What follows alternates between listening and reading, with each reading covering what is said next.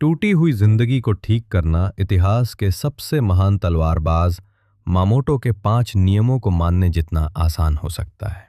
Musashi ने निराशा से उबरने के लिए इन नियमों का इस्तेमाल किया और ये आपके लिए बहुत बुरे दौर से बाहर निकलने का ब्लूप्रिंट हो सकते हैं।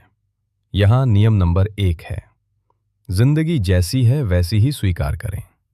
ये सुनने में बहुत आसान लगता है, लेकिन सोचिए कि साल 1600 में 17 साल की उम्र में महान समुराई मोशी ने सेकीगाहारा की लड़ाई लड़ी और उसकी तरफ से पूरी तरह हार हुई। वो हारने वाली तरफ था और उसे अपनी जान बचाने के लिए भागना पड़ा। वो अपने कबीले के बारे में सब कुछ जानता था। उसकी सुरक्षा रातों रात चली गई, जो किसी को भी तोड़ सकती थी। लेकिन असलियत को नकारने या खुद पर तरस खाने के बजाय मोशी ने कड़वी सच्चाई को अपनाया। उसने माना कि उसकी दुनिया हमेशा के लिए बदल गई है। ये इतना पावरफुल क्यों है? क्योंकि स्वीकार करना निराशा से बाहर निकलने का पहला कदम है। सोचिए कि आपकी अपनी जिंदगी बिखर रही है। शायद आपने अपनी नौकरी, अपनी शादी या अपना मकसद खो दिया हो। जितना ज्यादा आप विरोध करेंगे या जो हुआ उसे नकारेंगे, उतना ही ज्यादा दुख होगा। मुझे एहसास हुआ कि अगर आप अभी भी पुरानी असलियत से लड़ रहे हैं, तो आप फिर से बनाना शुरू नहीं कर सकते। जैसा कि एक कहानी बताती है, जिंदगी में मुश्किलें आएंगी, आप बदल नहीं सकते। ये तथ्य है, लेकिन आप उन्हें समझने के तरीके को बदल सकते हैं। दूसरे शब्दों में, अपने ऊपर गिरी दीवार की ईंटों से टकराना बंद करें और मलबे के नीचे से निकलने का रास्ता ढूंढना शुरू करें। मोशी ने अपनी हार को एक स्थायी अभिशाप के बजाय एक सबक के रूप में स्वीकार किया। उसने खुद से कहा कि मैं अब यहां हूं, मैं आगे क्या कर सकता हूं? क्या होगा यदि आपके टूटे हुए जीवन को ठीक करने की कुंजी इससे लड़ना नहीं है, बल्कि इसे स्वीकार करना है। MHI का जीवन हमें सिखाता है कि जिस क्षण आप अपनी वास्तविकता को स्वीकार करते हैं, आप फिर से शक्ति प्राप्त कर लेते हैं। ये पूछने के बजाय कि मैं ही क्यों, आप ये पूछना शुरू कर देते हैं कि अब क्या बदली हुई मानसिकता मुक्तिदायक है, ये रक्तस्राव को रोकती है। MHI की हार को स्वीकार करने से उसकी वापसी के लिए मंच तैयार हुआ। वो फिर से संगठित हुआ, अपनी असफलताओं से सीखा और अपने जीवन के अगले अध्याय के लिए तैयार हुआ। लेकिन केवल स्वीकृति उसे अंधेरे से बाहर निकालने के लिए पर्याप्त नहीं थी। वास्तविकता को स्वीकार करने के बाद उसे इस बारे में बहुत सावधान रहना था कि उसने आगे क्या किया। और ये हमें MHI के नियम नंबर 2 की ओर ले जाता है, पेन। MHI का दूसरा नियम इसके खिलाफ चेतावनी देता है कि आनंद का पीछा न करें। अपने समय में इसका मतलब था कि अपने लिए अत्यधिक आराम या विलासिता में लिप्त नहीं होना। आज हमारे लिए इसका मतलब है कि क्षणिक सुखों के साथ अपनी निराशा को बांधने की कोशिश न करें। मोशी जानता था कि आनंद का पीछा करना प्यास लगने पर खारा पानी पीने के समान है। ये अंत में आपको और अधिक प्यासा छोड़ देता है। वास्तव में उसकी शिक्षा की एक व्याख्या कहती है कि यदि आप लगातार आनंद का पीछा करते हैं, तो आप वर्तमान क्षण में नहीं रह सकते। आप लालसा के गुलाम बन जाते हैं, एक व्याकुलता से दूसरे व्याकुलता की ओर भागते रहते हैं और वास्तव में अंतर्निहित समस्या को कभी ठीक नहीं करते।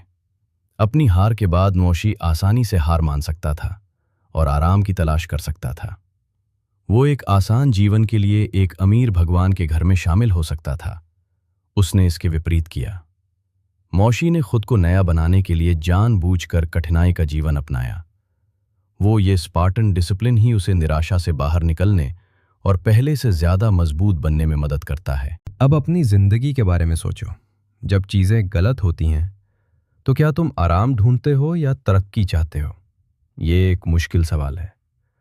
मुसाशी हमें चैलेंज कर रहा है कि अभी थोड़ी परेशानी सह लो, ताकि तुम बाद में होने वाली बड़ी तकलीफ से बच सको। अगर तुम नेटफ्लिक्स मैराथन या जंक फूड या दूसरे क्विक फिक्स में खुद को खोने की इच्छा को रोकते हो, तो तुम अपनी दिक्कतों का सीधे सामना करने के लिए जगह बनाते हो। हाँ, बिना एनेस्थीसिया के जिंदगी का सामना करना दर्दनाक है, लेकिन वो दर्द आपके बदलाव को बढ़ावा दे सकता है। मुसाशी ने मूल रूप से कहा कि अच्छी चीजें तभी काम की होती हैं जब वे अपने आप आती हैं, ना कि तब जब आप उनके पीछे भूखे भेड़िए की तरह भागते हो। खुशी का पीछा करना आपको असली से भटका देगा। जुनूनी खुशी की तलाश को छोड़कर समाधान ये है कि आप नियंत्रण वापस पा लें। ये आपकी आत्मा के लिए एक रीसेट जैसा है। आप अस्थायी ऊंचाइयों के कोहरे को हटा देते हैं और अपनी स्थिति को स्पष्ट रूप से देखते हैं।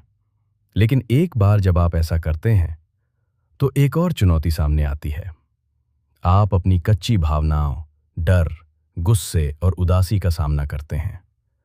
आप उनसे बिना टूटे कैसे निपटते हैं? यहीं पर एमएचआई का तीसरा नियम आता है। ये हमें अपनी भावनाओं पर काबू पाने की एक रणनीति देता है जब जिंदगी टूट जाती है। विश्वास से परे नियम नंबर 3, अपनी भावनाओं पर नियंत्रण रखें, आवेग में काम न करें। भावनात्मक उथल-पुथल सबसे निचले स्तर पर पहुंचने का एक आम साइड इफेक्ट है। एक पल आप दुनिया से नाराज होते हैं और अगले ही पल आप दुख से घिर जाते हो। मुसाशी समझ गए कि इन आवेगी भावनाओं पर काम करने से चीजें और खराब ही होती हैं। असल में उन्होंने साफ कहा कि आवेगी भावनाओं पर काम करना गलत है। ये मॉडर्न सलाह जैसे अपने दिल की सुने का सीधा उल्टा है। ये थोड़ा शॉक। मुसाशी को लगता था कि अपने दिल की सुनना गलत है। उसने ऐसा क्यों कहा? क्योंकि बहुत ज़्यादा इमोशन में लिए गए फैसले शायद ही कभी समझदारी भरे होते हैं, जैसा कि उस नियम में बताया गया है। ऐसी फीलिंग्स पर अक्सर ठीक से सोचा नहीं जाता। जब आपकी जिंदगी बिखर जाती है तो आपका दिल आपको हर तरह के बड़े कदम उठाने को उकसा सकता है। सब कुछ छोड़ दें, अपनों पर गुस्सा करें या खुद को भी चोट पहुंचाएं। एमएचआई की सलाह है, रुकें, बिना सोचे समझे की गई फीलिंग्स पर भरोसा ना करें, उन्हें वजह से कंट्रोल करें। इसे समझाने के लिए एमएचआई का सासाकी कोजिरो के साथ सबसे मशहूर मुकाबला देखें। मुसाशी कई घंटे देर से आया, जिससे कोजिरो को गुस्सा आ गया। जब तक मौशी पहुंचा, कोजिरो गुस्से और अचानक आई भावनाओं से भरा हुआ देख रहा था। उस हालत में कीरो ने गलतियां की और एमएचआई, जो स्ट्रेटेजिक तरीके से शांत रहा, ने उसे एक ही झटके में हरा दिया। ये जिंदगी या मौत की जीत सिर्फ इसलिए मुमकिन थी क्योंकि मौशी ने अपने इमोशंस पर कंट्रोल किया, जबकि उसके ओपोनेंट ने नहीं। अब हो सकता है कि आप तलवारबाजी ना कर रहे हों, लेकिन प्रिंसिपल वही है। अगर आप घबराहट, गुस्से या निराशा को अपने कामों पर हावी होने देते हैं तो आप अपनी स्थिति और खराब कर सकते हैं। गुस्से में काम करने से आपके लिए जरूरी पुल टूट सकते हैं। गहरी उदासी में फैसले लेने से मौके बंद हो सकते हैं। जब आपकी जिंदगी में कोई दिक्कत हो तो इंपल्स दुश्मन होता है। टूटा हुआ और नाजुक एमएचआई का रूल नंबर 3 असल में खुद पर काबू पाने के बारे में है। जब आप बहुत बुरे दौर से गुजर रहे हों तो कुछ करने से पहले अपने इमोशन से पीछे हटने की प्रैक्टिस करें। खुद से पूछें कि क्या मैं ये सिर्फ इसलिए करने वाला हूं क्योंकि मैं अभी परेशान हूं? अगर हां, तो 1 दिन दें, 1 हफ्ता दें। शांत दिमाग से काम चलेगा। एमएचआई सलाह देते हैं कि कुछ चीजों के लिए 100% कंडीशन की जरूरत होती है, और अगर आपको पक्का नहीं लगता या इमोशंस में डूबे हुए हैं तो आपको अपने प्लान पर फिर से सोचने के लिए 1 कदम पीछे हटना चाहिए। इसका मतलब ये नहीं है कि आप जो महसूस करते हैं उसे दबा दें। इसका मतलब है कि उसके कंट्रोल में ना आए। उसे महसूस करें, उसे समझें, लेकिन फिर अपने अगले कदम को वजह से तय करें। क्योंकि बहुत ज़्यादा इमोशन में लिए गए फैसले शायद ही कभी समझदारी भरे होते हैं, जैसा कि उस नियम में बताया गया है। ऐसी फीलिंग्स पर अक्सर ठीक से सोचा नहीं जाता। जब आपकी जिंदगी बिखर जाती है तो आपका दिल आपको हर तरह के बड़े कदम उठाने को उकसा सकता है। सब कुछ छोड़ दें, अपनों पर गुस्सा करें या खुद को भी चोट पहुंचाएं। एमएचआई की सलाह है, रुकें, बिना सोचे समझे की गई फीलिंग्स पर भरोसा ना करें, उन्हें वजह से कंट्रोल करें। इसे समझाने के लिए एमएचआई का सासाकी कोजिरो के साथ सबसे मशहूर मुकाबला देखें। मुसाशी कई घंटे देर से आया, जिससे कोजिरो को गुस्सा आ गया। जब तक मौशी पहुंचा, कोजिरो गुस्से और अचानक आई भावनाओं से भरा हुआ देख रहा था। उस हालत में कीरो ने गलतियां की और एमएचआई, जो स्ट्रेटेजिक तरीके से शांत रहा, ने उसे एक ही झटके में हरा दिया। ये जिंदगी या मौत की जीत सिर्फ इसलिए मुमकिन थी क्योंकि मौशी ने अपने इमोशंस पर कंट्रोल किया, जबकि उसके ओपोनेंट ने नहीं। अब हो सकता है कि आप तलवारबाजी ना कर रहे हों, लेकिन प्रिंसिपल वही है। अगर आप घबराहट, गुस्से या निराशा को अपने कामों पर हावी होने देते हैं तो आप अपनी स्थिति और खराब कर सकते हैं। गुस्से में काम करने से आपके लिए जरूरी पुल टूट सकते हैं। गहरी उदासी में फैसले लेने से मौके बंद हो सकते हैं। जब आपकी जिंदगी में कोई दिक्कत हो तो इंपल्स दुश्मन होता है। टूटा हुआ और नाजुक एमएचआई का रूल नंबर 3 असल में खुद पर काबू पाने के बारे में है। जब आप बहुत बुरे दौर से गुजर रहे हों तो कुछ करने से पहले अपने इमोशन से पीछे हटने की प्रैक्टिस करें। खुद से पूछें कि क्या मैं ये सिर्फ इसलिए करने वाला हूं क्योंकि मैं अभी परेशान हूं। अगर हां तो 1 दिन दें, 1 हफ्ता दें। शांत दिमाग से काम चलेगा। एमएचआई सलाह देते हैं कि कुछ चीजों के लिए 100% कंडीशन की जरूरत होती है, और अगर आपको पक्का नहीं लगता या इमोशंस में डूबे हुए हैं तो आपको अपने प्लान पर फिर से सोचने के लिए 1 कदम पीछे हटना चाहिए। इसका मतलब ये नहीं है कि आप जो महसूस करते हैं उसे दबा दें। इसका मतलब है कि उसके कंट्रोल में ना आए। उसे महसूस करें, उसे समझें, लेकिन फिर अपने अगले कदम को वजह से तय करें। यह शांत तरीका आपको और गहरा गड्ढा खोदने से रोकेगा जब आप उस एक से बाहर निकलने की कोशिश कर रहे हों जिसमें आप हैं। इंपल्सिव इमोशंस को कंट्रोल करके आप क्लैरिटी वापस पा लेते हैं, लेकिन क्लैरिटी के साथ भी बहुत बुरे दौर में एक और जाल होता है, अपने ही दुख में डूबे रहना, खुद को दुनिया के सारे दर्द का सेंटर समझना। मौशी ने सीखा कि सच में आगे बढ़ने के लिए उन्हें अपने दिमाग से बाहर निकलना पड़ा। ये हमें उनके चौथे रूल पर लाता है, जो हमारा फोकस बाहर की ओर ले जाता है। रूल नंबर 4, खुद के बारे में ज्यादा ना सोचें। जिंदगी में नजरिया अपनाएं। अपने दर्द में सिमट जाना और सोचना स्वाभाविक है कि मेरा जीवन इतना भयानक क्यों है। एमएचआई का चौथा नियम उस आत्म जुनून को खत्म करता है। अपने बारे में हल्के में लें और दुनिया के बारे में गहराई से सोचें। सरल शब्दों में, आत्म जुनूनी ना हो। इसका मतलब ये नहीं है कि आपकी समस्याएं मायने नहीं रखती। इसका मतलब सिर्फ ये है कि आप अकेले नहीं हैं जिन्हें समस्याएं हैं, और दुनिया आपके दर्द से बहुत बड़ी है। जूम आउट करके और बड़ी तस्वीर को देखकर आप व्यक्तिगत त्रासदी के दमनकारी भार को कम करते हैं। जितना अधिक आप स्वयं पर ध्यान केंद्रित करते हैं, उतना ही आप समाधान, अवसरों और अपने आसपास के समर्थन के प्रति अंधे हो जाते हैं। अनगिनत जीत और द्वंद्व के बाद मौशी का अहंकार माउंट फूजी के आकार का हो सकता था। इसके बजाय उन्होंने विनम्रता की तलाश की। उन्होंने दर्शन, सुलेख, चित्रकला का अध्ययन किया। उन्होंने खुद से परे दुनिया को गहराई से देखा। एक कहानी है कि अपने बाद के वर्षों में मौशी ने एक गुफा में समय बिताया, सत्य को और अधिक स्पष्ट रूप से देखा। वो मानसिकता एक टूटे हुए जीवन के पुनर्निर्माण की कुंजी है। अपने स्वयं के सिर से बाहर कदम रखें और आपको एहसास होगा कि आपकी असफलताएं या दिल टूटना, चाहे वे कितने भी विनाशकारी क्यों ना हों, दुनिया का अंत नहीं है। जीवन चलता रहता है, और इसलिए आप ये कोशिश कर सकते हैं, अपना ध्यान बाहर की ओर स्थानांतरित करें। इसके बजाय कि मैंने अपना जीवन बर्बाद कर दिया, मैं बर्बाद हूं, पूछें कि मैं इससे क्या सीख सकता हूं जो किसी और की मदद कर सकता है, या दुनिया में क्या हो रहा है कि मैं अभी भी दूसरों की सेवा का हिस्सा बन सकता हूं। नए कौशल सीखना, यहां तक कि प्रकृति या कला की सराहना करना, आपको अपने मानसिक कयामत के चक्र से बाहर निकाल सकता है। एमएचआई का नियम दिखाता है कि परिप्रेक्ष्य एक शक्तिशाली उपचारक है।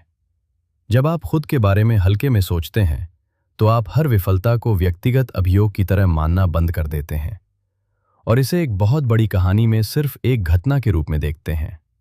जब आप दुनिया के बारे में गहराई से सोचते हैं तो आप उम्मीद और दिशा और दूसरों के साथ हमारे रिश्ते कैसे हैं, इस बारे में बात करते हुए। एक और जहर है जो तब अंदर आ सकता है जब आपकी जिंदगी टूट जाती है, जलन। उन लोगों को देखना आसान है जिनकी जिंदगी एकदम ठीक लगती है और करवाहट महसूस होती है। मौशी के पास इसके लिए भी एक नियम था, एक आखिरी सिद्धांत जो आपके दिमाग को संभाल कर रखता है जब आप खुद को फिर से बनाते हैं। जलन को कभी भी खुद को जहर न बनने दें जब आप बहुत बुरे दौर से गुजर रहे हों। किसी और की सफलता या खुशी देखकर ऐसा लग सकता है जैसे पेट में घूंसा लगा हो। आपको लग सकता है कि यह सही नहीं है, जबकि मैं यहां संघर्ष कर रहा हूं। उनके पास सब कुछ इतना अच्छा क्यों है? एमएचआई का 5वां नियम साफ है, कभी जलन न करें। यह सिर्फ नैतिक सलाह नहीं है, यह टूटी हुई आत्मा के लिए जिंदा रहने की समझ है। जलन नुकसान पहुंचाने वाली होती है, ये आपको खा जाती है, उस इंसान को नहीं जिससे आप जलन करते हैं। जब आप दूसरों से अपनी तुलना करने में बिजी होते हैं तो आप असल में खुद को लूट रहे होते हैं। अपनी बची हुई थोड़ी सी एनर्जी को नाराजगी में इस्तेमाल कर रहे होते हैं। एमएचआई की जर्नी को देखें। मास्टर बनने के लिए अपने अकेले ट्रैक के दौरान शुरुआती हार के बाद उसे ऐसे बहुत से लोग मिले होंगे जिनके पास उससे ज्यादा पैसा या ऊंचा रुतबा था। उसे जलन हो सकती थी, लेकिन इससे उसका फोकस अपने रास्ते से हट जाता।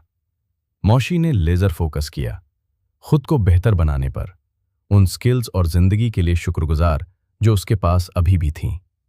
दूसरों से अपनी तुलना करने से सिर्फ दुख बढ़ता है। दूसरी तरफ शुक्रगुजार होना जलन का इलाज है। मौशी अपनी शर्तों पर आगे बढ़ा क्योंकि उसने किसी और की जिंदगी की चाहत रखने से मना कर दिया था। वो अपनी जिंदगी को बेहतर बनाने में बहुत बिजी था। अब अपने हालात के बारे में सोचो। शायद तुम्हारे दोस्तों के पास सब कुछ हो, पक्की नौकरी हो, खुशहाल परिवार हो, अच्छे घर हो, जबकि तुम टुकड़े टुकड़े कर रहे हो। जलन होना तो आम बात है, लेकिन मौशी तुम्हें कह रहा है कि अपने भले के लिए जाने दो। किसी और की जिंदगी से नाराज होने में बिताया हर सेकंड अपनी जिंदगी में खोया हुआ एक सेकंड है। और याद रखो, तुम उनकी कहानी का सिर्फ ऊपरी हिस्सा देखते हो। तुम जानते हो कि उन्हें भी मुश्किलों का सामना करना पड़ा है। जलन को तुम्हें नीचे खींचने देने के को इस बात का सबूत मानो कि वापस ऊपर उठना मुमकिन है और अपनी खुशकिस्मती को गिनना, चाहे वो कितनी भी छोटी क्यों ना हो सकता है तुम्हारा कोई सपोर्टिव दोस्त हो, अच्छी सेहत हो, या बस कोशिश करते रहने का पक्का इरादा हो। वो सोच उम्मीद पैदा करती है। जब जलन तुम्हारे दिल से निकल जाती है तो तुम पूरी तरह से अपनी वापसी पर फोकस कर सकते हो। इनमें से हर एक नियम एक छोटा सा बदलाव लाता है। एक्सेप्टेंस इनकार की जगह ले लेती है। डिसिप्लिन खाली ध्यान भटकाने वाली चीजों को रोकता है, वजह फैल जाती है।